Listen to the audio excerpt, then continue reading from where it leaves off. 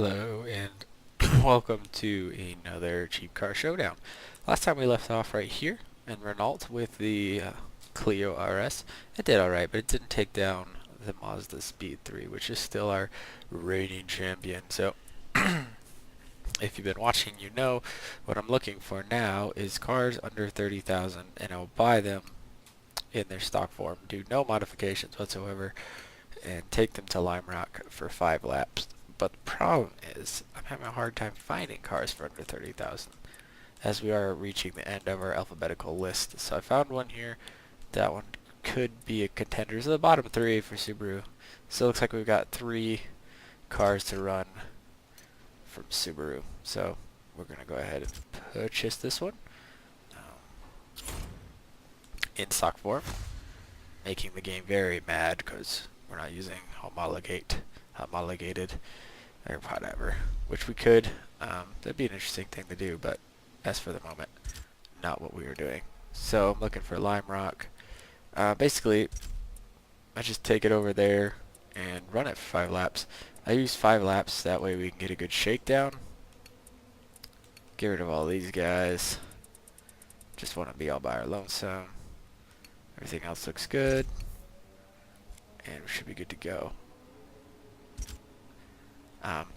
We're getting to the end of the list, but not quite there. We still got, I believe, Volkswagen should have quite a few.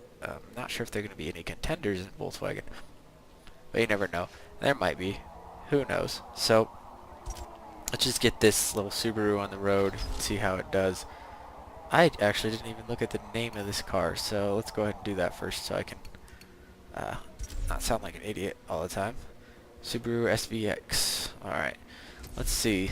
The Subaru SVX can go ahead and be, I believe it's 1 minute 4 seconds is what we're looking for. Now obviously on the first lap we're not going to come even close to that. But if we boop, sorry, let's get the camera out of there. Now a lot of people like that view. Whew. Okay. So she turns in weird. See, that's the crazy thing about this challenge is that you jump into one car and it handles this course one way entirely different in another car. So let's go ahead and just see. You may see that the line is off. I don't think that was an intentional choice. I just didn't pay attention. But it should be fine. I mean, I've done so many laps on Lime Rock that I don't see that being too much of a hindrance. If it is, I will go ahead and restart it. But as you can see, I know where the cones are at this point. I should be perfectly able to run this course without the line. I've done so many laps now. And it seems to handle well. It's weirdly understeery, which I would not expect from an all-wheel drive car. This is the corner to tell the test of how well its grip is. It's alright. But yeah, what I'm noticing is that when you turn in, the car rotates around more the rear of the car than the front, which in a front engine car is quite odd. So yeah, let's just see how it does. You can see that. Okay, yeah, it does turn around the front, but it really kicks out those back tires, which I was not expecting. More of like a rear-wheel drive car kind of thing, or at least a not well sorted out all-wheel drive car sort of thing. But you know what? This is a 96, so there's a time does make a big difference. It seems to be that the newer the car, the better it performs, in all honesty. So this one seems a little bit loose, and please don't tag that. Alright, just a little touch. Just a little. Just destroyed my car, but yeah, a little touch. Maybe this would be a decent like all-wheel drive drift car, just from the way it corners in. But I'm not really mastering it at the moment. But it seems to be carrying speed pretty well. I do like to carry a lot more speed through that corner and get turned in a little bit quicker than that. So 108, not too good. But truth be told, first so this car is all-wheel drive does not understeer, but that's a lot of understeer. What's happening is you can see, I don't know if it's the grip from the tires or something else, but it's just not getting in and holding itself like I'm needing it to do. So I'll keep going, see if we got a couple more laps. But yeah, even at this point I've tried just regular slight adjustments, kind of being nice to it. I might have to be a little more aggressive with this car, as some cars tend to respond better to that abusive driving kind of mentality. So we'll just have to see. Brake hard and turn in hard and do everything hard. But the gearbox is horrible, I have to say that. If you haven't noticed that, second gear has power, third gear, nothing. So turning in gently. Gotta really be gentle through that corner to try and get it right.